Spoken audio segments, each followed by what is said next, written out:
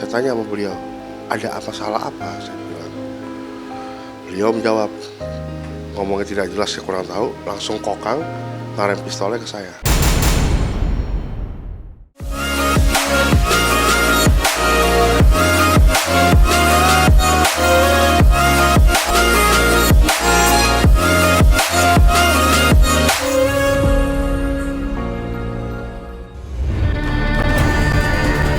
Kabar mengejutkan datang dari mantan suami artis Dina Lorenza, Gatan Saleh Hilabi. Ia diduga terlibat dalam insiden penembakan di Jatinegara, Jakarta Timur yang viral belakangan ini.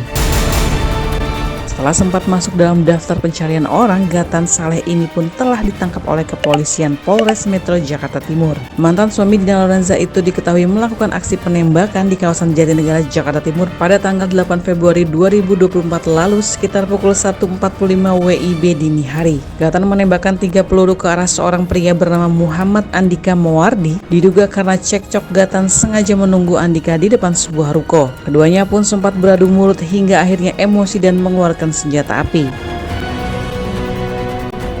Karena kan saya kenal sama dia kan bukan setahun 2 tahun ya. Kenal sama dia itu ya lama ya, udah hampir 10 tahun ya. Kok bisa sampai setega itu gitu kan. Jadi saya lagi beli Indomie, beli makanan lah intinya. Terus saya balik udah ada yang nungguin, dia nungguin saya. Saya ditodong pakai pistol, kita cekcok dulu. Saya ditodong pakai pistol di depan muka saya panik, saya mundur, saya tutup pintu, saya ke atas lagi, ke pintu kaca itu, saya keluar lagi. Saya tanya sama beliau, ada apa salah apa? Saya bilang. Beliau menjawab, ngomongnya tidak jelas, saya kurang tahu, langsung kokang, ngarem pistolnya ke saya.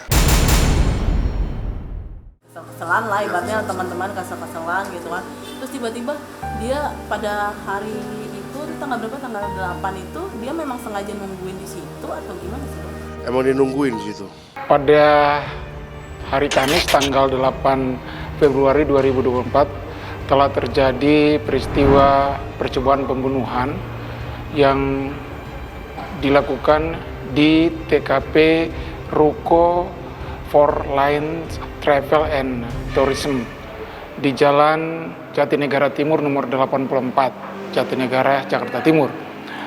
Di mana pada saat itu sebelum kejadian, di mana terduga pelaku dan terlapor ini sama-sama melakukan chatting di WA. Di mana pada saat chatting itu mereka saling mengejek satu dengan yang lain. Akhirnya mungkin terduga pelaku merasa jengkel dan menantang ejekan daripada si korban, dalam ini adalah pelapor, dan datanglah si terduga pelaku ke TKP. Disitulah terjadi cekcok mulut juga di TKP, sempat terjadi cekcok dan akhirnya terduga pelaku mengambil senjata dan mengeluarkan senjata dan melakukan penembakan. Penembakan pertama dilakukan ke arah atas, namun pelurunya tidak meledak. Selanjutnya penembakan kedua dan ketiga dilakukan ke arah korban yang sudah lari masuk ke lantai 2. Andika Mowardi selaku korban mengungkapkan ketegangan yang memicu penembakan itu berawal dari masalah pekerjaan. Tanpa dapat mengendalikan emosinya, tiba-tiba mantan suami Dina Lorenza dan Cut Keke itu mengarahkan pistol ke arah kepala Andika. Setelah Gatan menodongkan pistolnya, Andika segera berusaha menyelamatkan diri dan langsung masuk ke dalam kantor dengan kondisi panik. Akibat kejadian ini, Andika mengalami luka berat akibat pecahan kaca. Beruntungnya tak ada satupun peluru yang berhasil menembus badannya. Kita singkat ya, tapi jelas ya. Intinya ini dipicu dengan adanya dendam, dan ini juga saya nggak tahu beliau sampai separah itu ya. Sementara itu, Kapolres Metro Jakarta Timur Kombes Pol Nicholas Ari Lilipali mengungkapkan penembakan yang dilakukan oleh Gatar itu ternyata berawal dari chat di WhatsApp. Pelaku dan pelapor atau korban melakukan chatting melalui WhatsApp, disitulah terjadi saling mengejek hingga akhirnya berujung cekcok. Terkait insiden ini, polisi pun telah mengamankan Gatan guna dimintai keterangan. Gatan diamankan di daerah Bogor, Jawa Barat pada 28 Februari 2024 lalu. Hingga saat ini Gatan sendiri masih berstatus sebagai saksi dalam kasus penembakan di Jatinegara tersebut.